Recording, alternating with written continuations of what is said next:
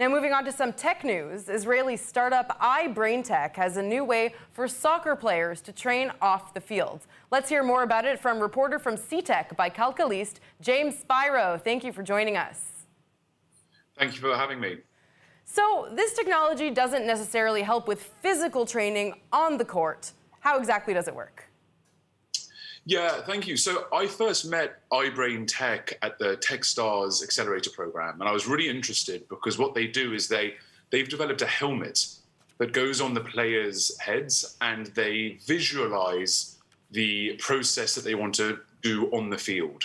It's a process called visualization framing. And so what that means is they simply think about the act, and in this case it's soccer, so they'll do free kicks or penalty shots.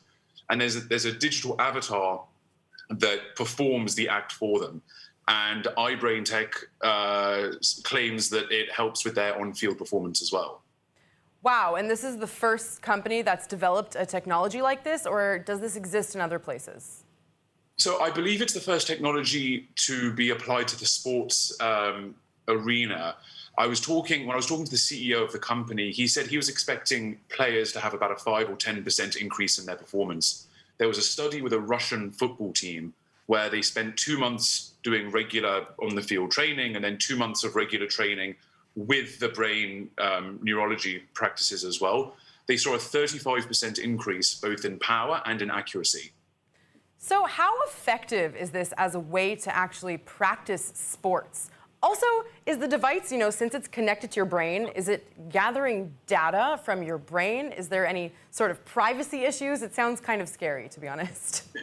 Yeah, so of course that's always the question of the day, isn't it? It's what data is being collected on me, especially when it comes to something as sensitive as the brain. So what I-BrainTech does is it takes the behavioral patterns. It doesn't take anything like your thoughts or your memories, so you're safe there.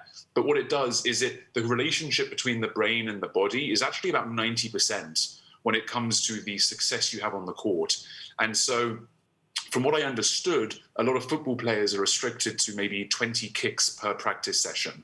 That's because they risk injuring themselves during practice sessions. And what I-BrainTech does is it allows you to do 40 or 50 of them